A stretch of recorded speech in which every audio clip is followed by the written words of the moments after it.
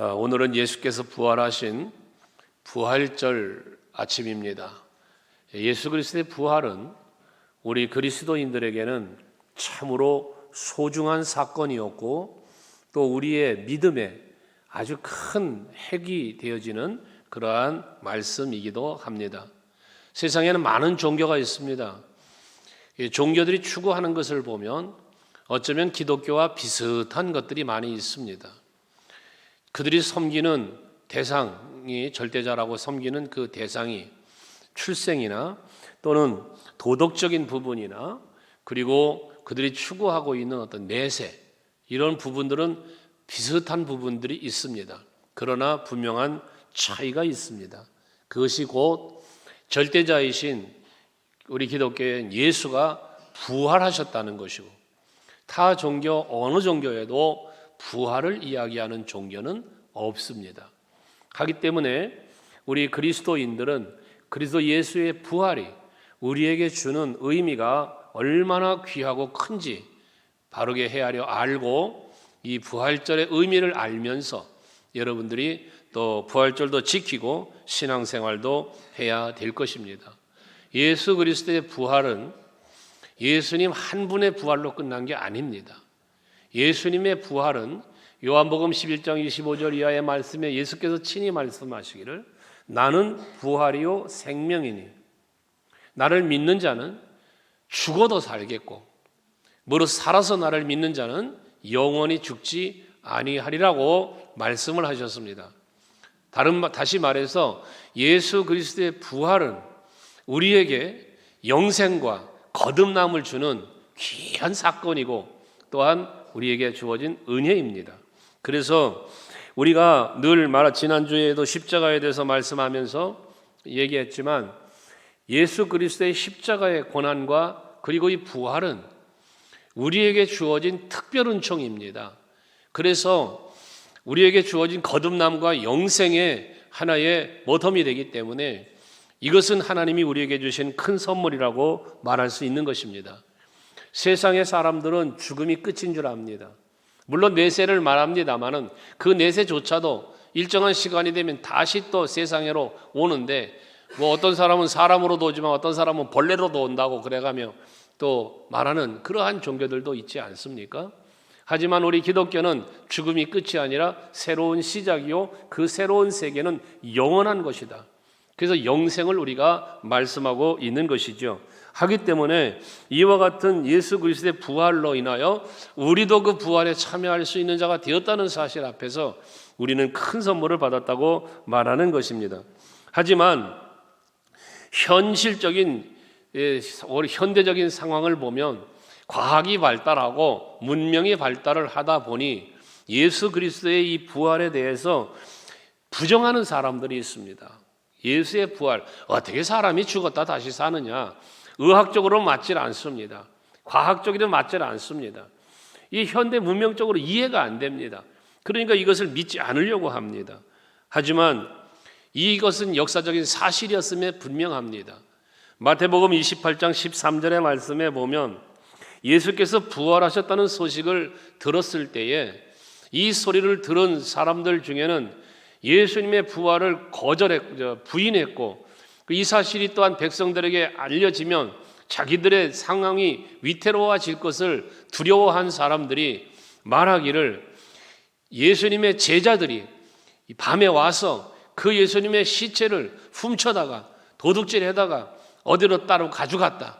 그러니 예수가 부활한 게 아니고 시신을 훔쳐갔다라고 이야기하라고 시키는 이러한 무리들도 있었습니다. 사두개인인 같은 사람들은 부활이라는 예수의 부활, 이 육체의 부활은 없다라고 부정하던 사람들이었기 때문에 더더욱 이들은 예수님의 부활을 거짓말이라고 이렇게 속이면서 말했던 부분들이죠. 하지만 예수님의 부활은 분명한 사실이었습니다. 그런데 이와 같은 부활을 우리는 믿는 믿음의 사람이 되었는데 어떻게 우리는 믿으며 믿지 않는 자들은 왜 믿지 않느냐라는 것이죠. 고린도전서 2장 14절 말씀에 보시면 이 부활에 대해서 말씀하기를 육에 속한 사람은 하나님의 성령의 일을 받지 아니하나니 이는 그것들이 그에게는 어리석게 보임이요 또 그는 그것들을 알 수도 없나니 그러한 일은 영적으로 분별되기 때문이다 라고 말씀을 합니다. 우리가 하나님의 말씀도 그렇고 예수님의 십자가의 죽으심, 부활하심, 하늘로 오르심, 다시 재림하심 등등은 복음인데, 이와 같은 사실을 믿는다는 것은 우리 인간의 지식 갖고는 믿을 수가 없단 말이에요. 알 수도 없다는 거예요. 오직 성령께서 영적으로만 분별할 수 있기에 이와 같은 사실을 알 수 있고 깨닫게 되고 믿을 수 있는 것은 성령이 오셔야만 가능하다는 거예요. 그렇다면 저와 여러분은 성령이 오셔서 깨닫게 하시고 믿게 하시고 또 이 사실을 고백하게 하시니 이것이야말로 하나님이 우리에게 주신 선물이 아니겠습니까? 그러므로 부활을 믿는 신앙은 영적인 일이기 때문에 우리는 성령의 감동이 없이는 믿을 수가 없으므로 항상 우리 성도들은 성령이 이끄시는 대로 감동하시는 대로 모든 말씀을 받아들여야 하고 이 말씀을 아멘으로 믿고 또한 말씀에 합당하게 사는 여러분들이 되셔야 합니다. 오늘은 부활절을 맞이해서 이 확실한 부활의 신앙이 여러분들에게 있어지고 그 믿음으로 말미암아 여러분들의 신앙도 회복되어지고 여러분의 삶도 그 믿음대로 신앙의 회복대로 더불어 이루어지는 여러분 모두 되시기를 바랍니다. 오늘 부활에 대해서 우리가 한번 생각해 보면 앞에도 잠시 말한 것처럼 부활은 역사적인 사실이라는 것을 우리가 믿어야 합니다. 앞에 말한 것처럼 현대 문명은, 현대 과학으로는 이 사실을 부정할 수밖에 없어요. 그러다 보니까 교회를 다닌다고 예수를 믿는다고 말하는 성도들조차도 어떻게 예수님이 그런 일을 할 수 있느냐, 어떻게 무리를 걷느냐, 어떻게 죽은 자를 살리느냐, 이런 부정적인 생각을 하는 성도들도 있습니다. 그러나 분명한 것은 성경이 말씀하고 있는데 이 예수님의 오심도 죽으심도 부활하심도 하늘로 오르심도 또 재림하실 것도 모두 다 역사적인 사실로 우리들에게 임하고 있다는 것입니다. 성경의 기록을 보아도 그렇고 모든 것들이 정황이 다 그렇습니다. 너무나 구체적이고 너무나 사실적인 기록을 하고 있다는 것입니다. 오늘 본문에도 보시면 예수님을 무덤에 묻어놨는데 안식 후 첫날에 예수님 돌아가시고 난 다음 날이 안식일이요, 그 다음에 이제 부활주일인데 주일인데요. 이 안식 후 첫날 새벽에 여자들이 무덤을 가봤더니 무덤이 비어 있는 거예요. 돌로 막아놨던 돌이 열려지고 무덤이 비어 있어요. 예수님이 안 계신 거예요. 그래서 이 여인들이 당황해하고 할 때에 이제 그 앞에 천사들이 나타나서 예수님 부활하셨다 말씀을 해주셨고요. 또 부활하신 예수님을 만났어요. 그래서 예수님이 정말 살아나셨구나 하고 그리고 나서 제자들에게 가서 이 사실을 전하죠. 여러분, 예수님이 부활하심이 역사적 사건이라는 것은 우선 첫째, 무덤이 비었다는 것, 시체가 있어야 할 무덤에 시체가 없어졌다는 것, 그리고 친히 부활하신 그 부활의 몸, 육신의 부활한 몸을 제자들에게와 여인들에게와 보여주셨다는 거예요. 심지어 제자들이 두려워 떨며 있는 곳에 오셔서 예수님의 부활한 모습을 보여주시면서 보고 도마에게는 만져보라고까지 하시면서 그러면서 이 자신의 부활을, 육신적 부활을 제자들에게 나타내셨어요. 심지어 뭐 먹을 것 좀 없냐? 하고 먹을 걸 찾으셨어요. 그랬더니 구운 생선을 하나 내놓으니 예수님이 부활하신 예수님이 그 생선을 잡수셨대요. 이건 육체적인 부활이 분명한 것 아니겠습니까? 성경에 기록하고 있는 것은 여러분 성경책이 소설책이 아님을 믿는다면, 이 성경에 기록된 모든 말씀이 하나님의 말씀으로 믿어진다면 예수님의 부활은 역사적 사실이라는 것입니다. 믿지 못하는 이 도마에게 예수님은 말씀하시죠. 요한복음 20장 27절에서 야, 너 손 내밀어서 나 만져봐. 그리고 믿음 없는 자가 되지 말고 믿음 있는 자가 되라는 거예요. 여러분, 오늘 부활절을 맞이해서 예수님의 부활은 역사적 사실이라는 것을 확실하게 믿는 여러분들이 되시기를 바랍니다. 도마처럼 예수님 못자국에 손가락 집어넣고 만져보고가 아니라 우리는 이 하나님 성경에 기록된 이 모든 말씀이 하나님의 말씀인 줄 믿기에 이 믿음을 갖고 가는 거예요. 요한복음 20장 29절에서는 나를 본고로 믿느냐, 보지 못하고 믿는 자들은 복이 있다라고도 말씀을 하십니다. 우리는 예수님의 부활하신 육체를 보지 않았어요. 우리는 보지 못했어요. 그러나 우리는 어떻게 믿어요? 믿음으로. 예수 그리스도의 부활을 우리는 믿음으로 그 부활을 바라보는 것입니다. 이게 복되다고 했습니다. 그러므로 우리 사랑하는 성도 여러분, 하나님은 성령으로 하나님을 경험하게 하고 성령의 감동으로 예수를 믿게 한다고 했으니 우리는 성령의 그 감화 감동하심에 이끌려 예수 그리스도의 부활을 확실하게 믿고 그 부활에 또한 참여하는 여러분들이 되시기 위해 힘쓰시는 성도들이 되시기를 바랍니다. 예수의 부활이 역사적인 사건임을 믿는다면, 예수의 부활을 확실히 믿는다면 이 믿음은 우리에게 소망을 가져다 줍니다. 여러분, 예수의 부활은 하나님이 함께 하시며 하나님이 우리를 향하여 계획하시고 뜻하신 것을 이루시는 하나님의 섭리입니다. 이 사실이 믿어지기에 우리는 무엇을 바라봅니까? 예수께서 부활하시고 가신 하나님의 나라를 바라보는 겁니다. 이게 그 부활의 믿음 때문에 우리에게 하늘의 소망을 갖게 되어지는 것이죠. 여러분들도 하나님의 나라에 소망을 갖고 사시기를 바랍니다. 이게 부활에 참여한 신앙의 성도들의 모습인 겁니다. 만약에 예수님의 부활이 없다면, 또 오늘 우리들이 예수를 믿고 있는 우리의 부활이 없다면 우리 기독교는 생명의 종교라고 말할 수가 없는 것입니다. 부활의 믿음을 가지고 살게 되면 죽은 자도 살리시는 하나님의 능력을 믿게 되는 것이고, 그 믿음 때문에 삶 속에서 늘 믿음으로 승리하는 삶, 그리고 힘들고 어려워도 반드시 하나님께서 이루실 그 새로운 역사를 바라보기 때문에 소망을 갖고 살게 되어지는 거예요. 세상 사람들은 힘이 들고 어려운 고난을 만나면 좌절합니다. 낙심합니다. 생을 포기하기도 합니다. 그러나 우리는 힘들고 어려워도 죽음에서 살아나신, 사망의 권세를 이기신 예수 그리스도의 부활을 믿는 것처럼 미래에 대한 불확실성 때문에 불안한 것이 아니라 소망의 확신이 있기 때문에 갈 길을 몰라서 방황하는 인생의 삶을 사는 것이 아니라 도리어 확실한 미래를 바라보며 소망적인 삶을 살게 되어지는 것입니다. 우리 그리스도인들은, 특별히 우리 서강교회 성도 여러분들은 하늘의 소망을 가지고 확실한 미래를 바라보면서 힘차게 즐겁게 살아가는 여러분 되시기를 바랍니다. 부활하셨다. 이것은 하나님의 전지전능하심을 일컬어 보여주신 것입니다. 죽은 자 가운데서도 살아날 수 있는 이러한 능력을 보여주신 겁니다. 그렇다면 여러분들의 삶 속에 되어지는 모든 일들 가운데서도 여러분들을 살리실 거요, 회복시켜 주실 거요, 범사에 치유와 회복이 있는 은혜를 베풀어 주실 겁니다. 그런 능력이 있는 분이십니다, 하나님이. 그러므로 이제 이런 부활 신앙을 갖고 있는 성도가 되어서 죽음을 초월한 삶을 살아갈 수 있는 여러분들이 될 수 있기를 바랍니다. 다시 말합니다. 이 세상이 결코 끝이 아닙니다. 이 세상의 죽음이 결코 끝이 아닙니다. 우리에게는 내세 하나님의 나라가 있습니다. 우리 육신은 죽어도 영은 삽니다. 뿐만 아니라 우리의 죽은 육체도 때가 되면 부활한다고 분명히 말씀하셨습니다. 예수께서 말씀하신 내용, 오늘 아침 묵상 기도하면서 함께 묵상한 내용이죠. 요한복음 5장 24절 한번 같이 읽어볼까요? 같이 읽습니다. 요한복음 5장 24절 시작.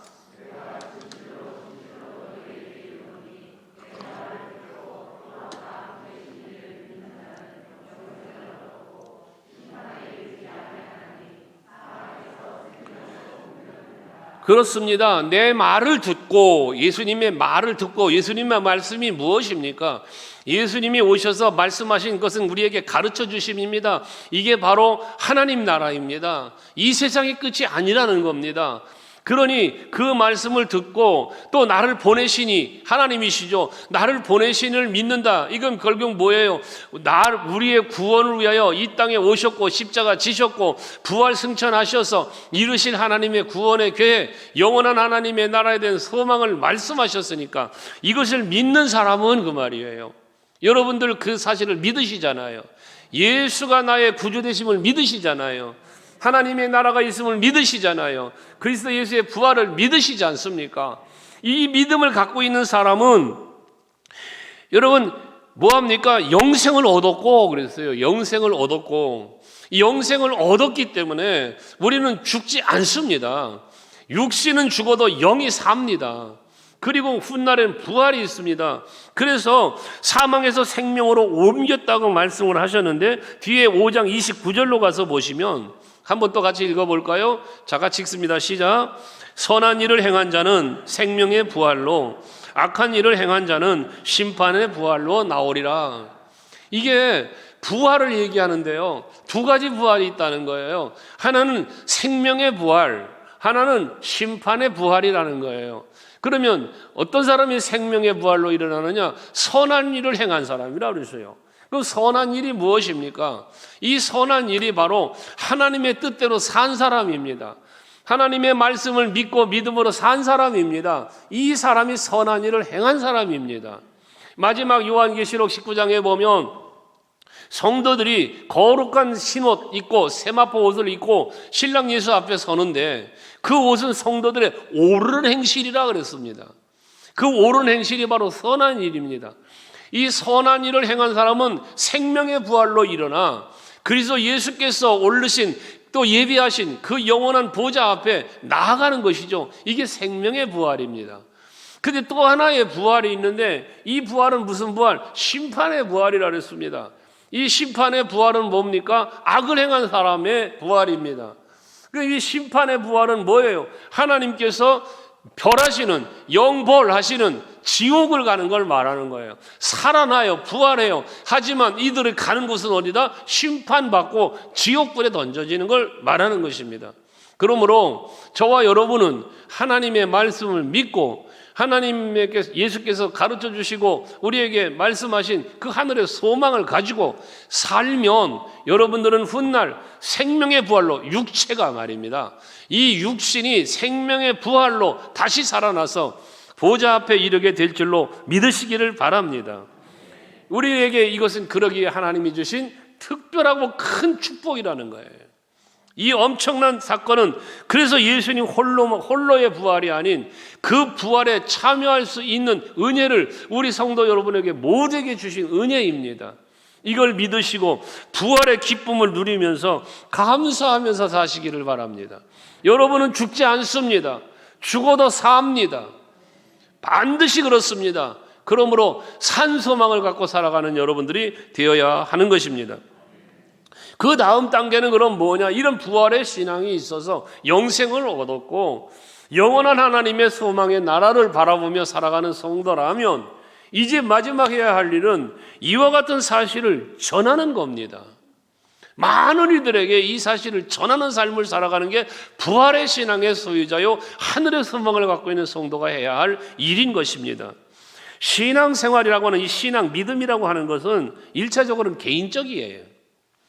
모두 다 개인적인 믿음으로 개인적인 구원받고 개인적인 영생 얻고 개인적인 거듭남이 개인적으로 하나님 나라 가는 거예요. 이 신앙은 개인적인 거예요.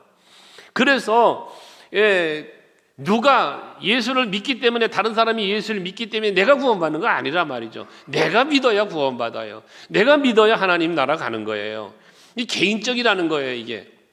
그렇지만 나 자신만의 구원으로 만족하는 신앙생활에서는 안 되겠다는 것입니다. 하나님께서는 우리를 통해 다른 믿지 않는 사람들에게도 이 부활의 은혜와 하나님께서 주시는 이 신령한 복을 다 누리도록 전하기를 원하고 계신다는 말씀이죠. 디모데후서 4장 2절에 보면 바울은 디모데에게 이런 권면을 합니다.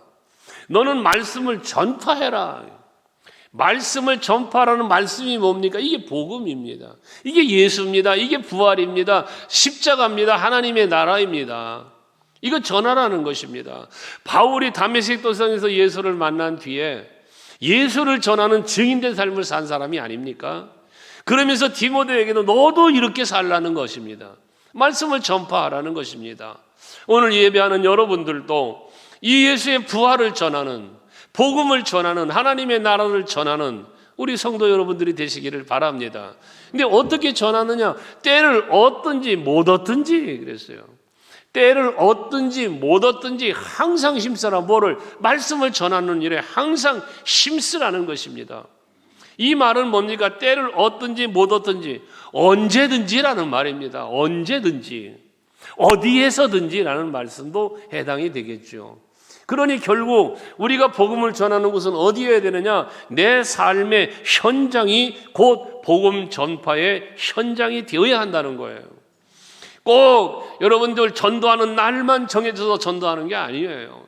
선교지에 가야만 여러분 복음을 전하는 게 아니라 여러분의 삶의 현장 어디에서든지 복음을 전하는 여러분들의 삶이 되어야 하는 것을 말씀해주고 있는 것입니다. 가족 간에도, 이웃 간에도, 직장을 가도, 친구들을 만나도, 어느 곳에 가든지 어느 때든지 복음 전하는 일을 쉬지 않고 행하는 여러분들이 될 수 있기를 바랍니다. 그래서 언제든지 때를 얻든지 못 얻든지 복음을 증거해야 된다는 이것은 내 삶의 현장이라는 사실을 잊지 말고 복음 전하는 삶을 살아가는 여러분 되시기를 바라요. 우리가 하나님을 기쁘시게 해드린다는 말을 많이 하죠. 기쁘시게 해드리는 삶을 살자는 이야기를 합니다. 그 어떻게 하나님을 기쁘시게 할 것인가를 우리가 헤아려 보면 하나님 앞에 신령과 진정으로 예배를 드리는 것, 하나님의 기쁨이죠. 하나님 앞에 우리가 예물을 드리고 헌신하며 봉사하는 것, 다 이게 하나님의 기쁨이죠. 그러나 이런 기쁨, 하나님 앞에 신령과 진정으로 예배하고 예물과 헌신과 봉사를 드림으로 하는 것 다 하나님의 기쁨입니다마는 우리가 복음을 증거하는 것, 우리가 예수를 전하는 증인된 삶을 사는 것, 이것이야말로 하나님이 가장 기뻐하는 일이 아니겠느냐는 것입니다.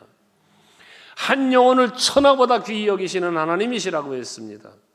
그러니 여러분들이 정말 아직 예수 믿지 않고 아직 구원의 반열에 들지 못한 한 영혼 한 영혼을 여러분이 찾아가서 예수를 믿으라 권하고 예수 믿어야 부활이 있고 예수 믿어야 하늘의 소망이 있음을 전할 때 그 전하는 여러분의 모습을 보시고 하나님이 기뻐하실 거란 말이에요. 오늘 부활절을 맞이해서 정말 우리 성도들이 이 부활의 감격 속에 다시 한번 그 부활의 의미를 생각하면서 예수의 부활이 나에게 준 기쁨, 나에게 준 은혜와 복이 무엇인지를 잘 헤아려서 이 기쁜 소식을 이제 전하는 여러분들이 되시자는 거예요. 오늘 본문에도 여인들이 예수님의 무덤에 찾아가서 그 무덤을 보고 부활하신 것을 보고 예수님 만나고 나니 얼마나 마음이 기뻤겠어요. 얼마나 좋았겠어요. 죽은 줄 알았어요. 향유를 가지고 그 장례 그 시체 어떻게 좀 가서 해보려고 갔는데 시체가 아니라 살아나신 예수를 만났으니 얼마나 할렐루야 합니까? 그러니 가만히 있을 수 없어 달려가서 모여있는 사도들에게 가서 이 사실을 전했다는 거예요. 여러분, 부활의 이 기쁨, 이 부활의 은총이 얼마나 귀한 것인지를 여러분들이 진실되게 믿는다면, 그 하나님의 나라가 얼마나 큰 하나님의 축복이요 은혜인 줄을 진정으로 믿는다면 이 소식 전하지 않고 어떻게 견디겠어요? 여러분, 악배도 얘기했지만 생명의 부활로 천국 가는 자, 심판의 부활로 지옥 가는 자로 나누어지는데, 예수를 믿고 산 사람은 생명의 부활로 하나님의 나라, 믿지 않는 사람은 저 지옥불에 던져진다면, 여러분 주변에 믿지 않는 이들이 있다면 어찌 그것을 보고 가만히 있을 수 있겠습니까? 여러분, 전도는요, 그래서 사랑이라는 거예요. 사랑 없이 전도 못합니다. 한 영혼 사랑하는 마음이 없이 전도가 안 돼요. 여러분, 정말 여러분이 사랑하는 한 영혼, 예수 믿지 않는 여러분 가족, 여러분 친구, 여러분 주변에 여러분이 아주 사랑하는 사람요, 그냥 아무것도 아닌 사람 말고 정말 사랑하는 누군가가 여러분 있다면, 근데 그가 예수를 안 믿어. 어떻게 그걸 가만두고 봅니까? 저 지옥 갈 텐데 저거 어떻게 그냥 둬요, 저거를. 이게 사랑의 마음이 없이는 안 된단 말이에요. 자식이 예수 안 믿습니까? 저거 지옥 갈 텐데 어떻게 내버려 둡니까? 예수 믿게 해야죠. 부모님이 예수를 안 믿습니까? 어떻게 그걸 그냥 둡니까? 지옥 갈 텐데. 여러분, 정말로 이 복음을 전하고 예수를 전하고 부활을 전하는 것은요, 사랑하기 때문에 전하는 거예요. 왜 여인들이 부활하신 예수를 보고는 사도들에게 달려갔겠어요? 이 사도들이 예수님의 죽음을 보면 안타까워하며 그럴 괴로워할 저들을 보면서 달려간 거 아니겠습니까? 이 소식을 전하면 저들도 기뻐할까 봐 전하러 간 거 아니겠습니까? 오늘 우리들도 이 부활절을 지키면서 예수 그리스도의 부활은 나에게 얼마나 큰 사랑이요 축복인지를 우리는 아니까 다시 한번 이걸 되새겨 생각하면서 이제 우리는 전하는 자의 삶을 살자는 것입니다. 제자들은 이 소식을 들었지만 허탄한 듯이 들려 믿지 않았다 그랬어요. 제자들 자신들도 어떻게 그 십자가에 모진 고통받고 죽으신 예수, 그 무덤 속에 들어가 있는 예수가 어떻게 살아? 제자들도 못 믿었다는 거예요. 허탄한 이야기로 들었다는 거예요. 하지만 그렇게 허탄한 이야기로 들었던 저들이지만 베드로는 물론 달려가서 부풀려서 그 굴속을 들여다보니 예수가 없는 걸 보았다고 그랬어요. 베드로는. 그렇지만 이들은 예수님을 직접 만나지는 못한 이들이기에 여러분 숨어 있었지 않았어요. 그런데 그들에게 예수님이 나타나셔서 보여주셨고 믿게 하셨지만 그래도 저들은 전하는 자들이 못 됐어요. 그렇게 예수님 만나 주셨어요. 보여주셨어요. 보는 앞에서 고기도 먹었어요. 그런데도 전하는 자가 못 됐단 말이에요.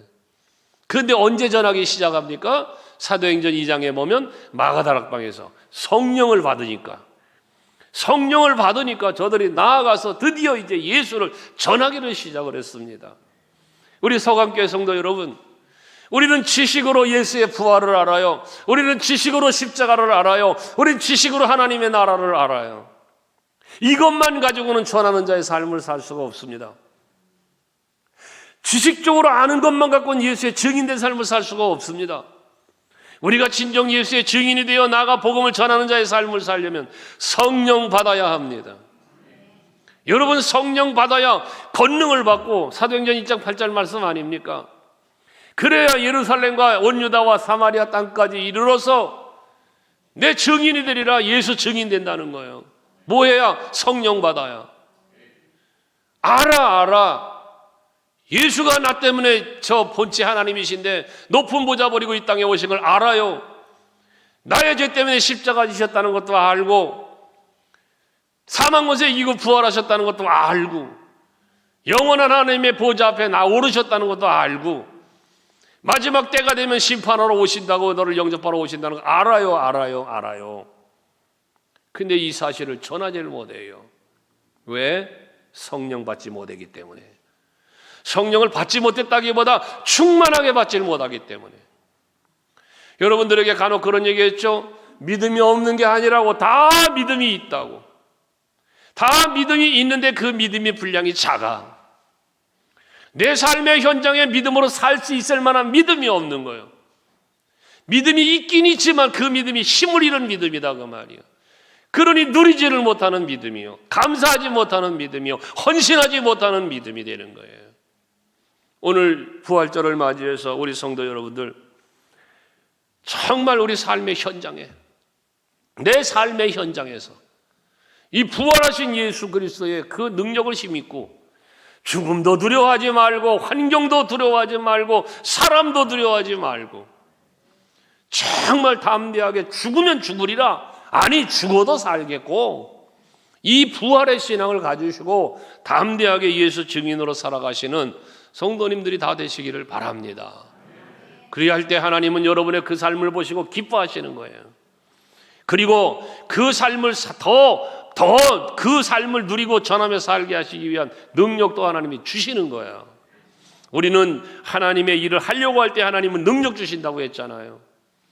부활의 기쁜 소식을 전하려고 힘쓰면 반드시 하나님은 여러분들에게 능력 주실 겁니다.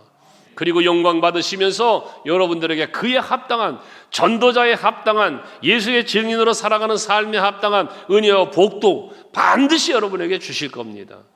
우리 모두 다 그 은혜 안에서 그 풍성한 복을 받아 누리며 살아가는 예수의 증인 되시기를 주의 이름으로 축원합니다.